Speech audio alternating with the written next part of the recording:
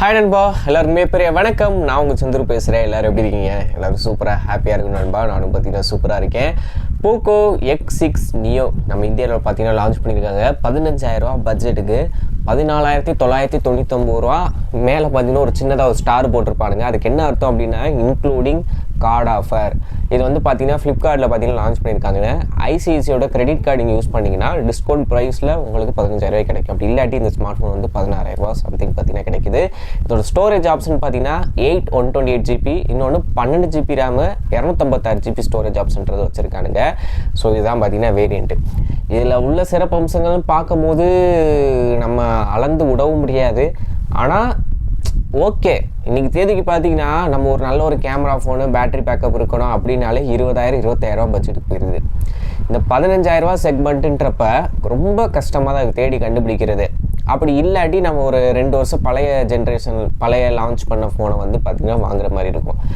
இது வந்து அப்படியே எப்படி இருக்குன்னா, ஒரு 3-4 வருஷத்துக்கு முன்னாடி ரெட்மியோட நோட் சீரீஸோட ஐரன் வேரியண்ட்டே 17,000 தான் இருக்கும். 10,000 8,000 பார்த்தீங்கன்னா ஏ சீரீஸு இந்த மாதிரி நம்பர் சீரீஸ்லாம் பார்த்தீங்கன்னா வந்துட்டு இருந்துச்சு. இப்போ அப்படியே பார்த்தீங்கன்னா மாறிடுச்சு. ரெட்மியோட நோட் சீரீஸில் ஐரன் மாடல் பார்த்தீங்கன்னா 30,000 வரைக்கும் போயிடுச்சு. நார்மல் மாடல் வந்து பார்த்தீங்கன்னா 20,000 கிட்ட வந்து நிற்கிது. ஸோ இதுதான் நிலவரம். இந்த போக்கோவோட X6 நியோ எப்படி இருக்குது அப்படின்றத பார்த்தீங்கன்னா பார்ப்போம். டிசைனில் பார்த்தீங்கன்னா ஆரஞ்சு கலரு, ப்ளூ கலரு, கருப்பு கலர்னு சொல்லிட்டு 3 கலர் வேரியன்ட் லான்ச் பண்ணியிருக்கான். பேக்கில் கேமரா அலைன்மெண்ட் கட் அவுட் எல்லாமே பார்த்தீங்கன்னா ஆல்ரெடி நம்ம பார்த்து சலிச்சு போனது தான். இந்த டிஸ்பிளேன்னு பார்க்கும்போது 6.67 இன்ச்சு AMOLED டிஸ்பிளே, 120 ஹெர்ட்ஸுக்கான ரெஃப்ரெஷ் ரேட்டுன்றது கொடுத்துருக்கானுங்க. 1000 நிட்ஸ் வரைக்கும் பீக் பிரைட்னஸ் லெவலில் வந்து போகும். டேரக்ட் சைடில் யூஸ் பண்ணும்போது கூட பார்க்குறதுக்கு சிரமம் இல்லாமல் பார்க்கலாம். அந்த அளவுக்கு பார்த்தீங்கன்னா நாங்கள் பிரைட்னஸ் லெவல் இம்ப்ரூவ் பண்ணியிருக்கோம் அப்படின்றத சொல்கிறாங்க. ஆல்ரெடி ட்விட்டர்லாம் பார்த்தீங்கன்னா நிறைய பேர் வந்து அவங்களோட ஃபீட்பேக்கை ஷேர் பண்ணியிருந்தாங்க. அதுலேயுமே பார்த்தீங்கன்னா லெட்டர்ஸை சன்லைட்டு கீழே வச்சு பார்க்கும்போது விசிபிளாக தான் இருக்குது அப்படின்றதையும் பார்த்தீங்கன்னா தெரிவிச்சிருக்காங்க. கார்னிங் Gorilla Glass 5 ப்ரொடக்ஷன் பார்த்தீங்கன்னா கொடுத்துருக்காங்க. ஸோ இந்த பட்ஜெட்டில் கார்னிங் Gorilla Glass 5 கொடுத்ததே ஆச்சரியமான ஒரு விஷயம் தான். விக்டர்ஸ் அதோட அடுத்த மார்சன் அப்படின்னு போயிடுச்சு. GG5 கொடுத்துருக்கானுங்க. அது வரைக்கும் ஓகே.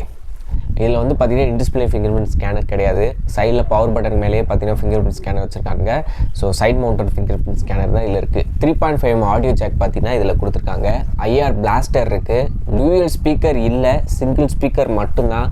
அதை ஏன்டா கட் பண்ணிங்க, அதை உருப்படியாக கொடுத்துருக்கலாமடா அப்படின்ற மாதிரி தான் இருக்குது. பிளாஸ்டிக் ஃப்ரேம் பார்த்தீங்கன்னா யூஸ் பண்ணியிருக்காங்க. ஆனால் பின்னாடி பார்க்குறதுக்கு உங்களுக்கு கிளாஸி மாதிரி இருக்கும். ஆனால் பிளாஸ்டிக் ஃப்ரேம் தான் உங்களுக்கு யூஸ் பண்ணியிருக்காங்க.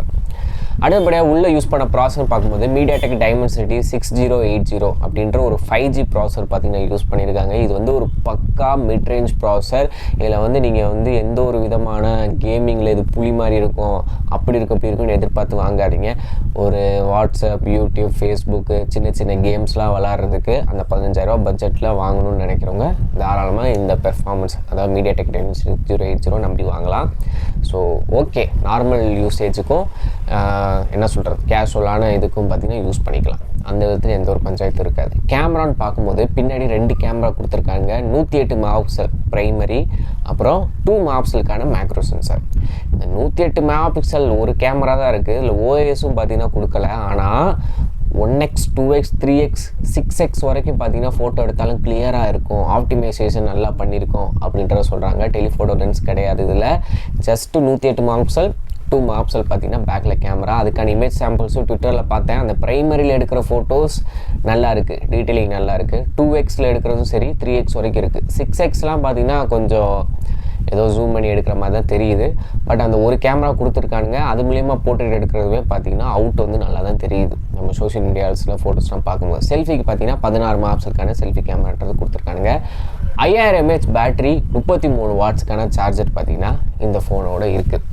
ஸோ ஓவராலாக இதை பார்க்கும்போது டிஸ்பிளே ஓகே, கேமராவில் ப்ரைமரி ஓகே. ஏன்னா இவங்க அல்ட்ரா ஒய்டு வந்து கம்பல்சரியாக கொடுத்துருக்கலாம். அந்த 2 மெகாபிக்சல் எடுக்கிற விட்டுட்டு ஒரு 8 மெகாபிக்சல் அல்ட்ரா வைடோ 13 மெகாபிக்சல் அல்ட்ரா வைடோ பார்த்தீங்கன்னா கொடுத்துருக்கலாம். பிரோஜனமாக இருந்திருக்கும். ஓகே, 2 கேமராவோட நிப்பாட்டிட்டானுங்க. ஆனால் ப்ரைமரி நல்லா தான் பெர்ஃபார்ம் பண்ணுது அந்த 108ல். இந்த ஃபோன் யாருக்கு செட் ஆகும் அப்படின்னா, இல்லை ப்ரோ நான் வந்து என்ன சொல்கிறது எப்போயாச்சும் ஒரு ஃபோன் வாங்குகிறேன், இந்த பட்ஜெட்டில் எனக்கு வந்து நல்ல ஒரு படம் பார்க்கணும், ஹெட்ஃபோன் பார்த்து வேறு பண்ணணும் அப்படின்றவங்க வாங்கலாம். ஏன்னா டூயல் ஸ்பீக்கர் இருந்தானாச்சும் மல்டிமீடியா கண்டென்ட்டில் எல்லா பக்கமும் இது நல்லா பண்ணுது அப்படின்னு சொல்லலாம். சிங்கிள் ஸ்பீக்கர்ன்றப்ப கொஞ்சம் லவுட்னஸ் கம்மியாக இருக்கும், அந்த மாறி கேட்குற எஃபெக்ட்லாம் உங்களுக்கு கேட்காது ஓப்பன் ஸ்பீக்கரில் கேட்கும்போது. பட் 3.5 ஆடியோ ஜாக் கொடுத்துருக்கனால நீங்கள் தாராளமாக நல்ல ஒரு வயர்டு ஹெட்ஃபோன் யூஸ் பண்ணிக்கலாம். ஸோ இது வந்து ஒரு பேசிக்கான மாடல், கம்ப்ளீட்டாக ஒரு பிகினருக்கு பார்த்தீங்கன்னா சூட்டபுளாக இருக்கும். வீட்டில் உள்ளவங்களுக்கு யாருக்காச்சும் வாங்கி தரலாம், தாராளமாக வாங்கி தரலாம். ஸோ ஃப்ளிப்கார்ட் எக்ஸ்க்ளூசிவாக இருக்குது. ஐசிஐசியோட கிரெடிட் கார்டு யூஸ் பண்ணிங்கன்னா உங்களுக்கு ஆஃபர் ப்ரைஸில் 15,000 கிடைக்கும், இல்லாட்டி 16,000 தான், 8,128. 1000 வந்து பார்த்தீங்கன்னா வாங்குறதுக்கு வாங்காமல் இருந்துடலாம். அந்த 12 GB RAM 256 GB ஸ்டோரேஜ்லாம் இந்த ஃபோனை நீங்கள் வாங்கினீங்கன்னா அது எப்படி பார்த்தாலும் நார்மல் அதோட பெர்ஃபார்மன்ஸ் தான் பண்ண போகுது.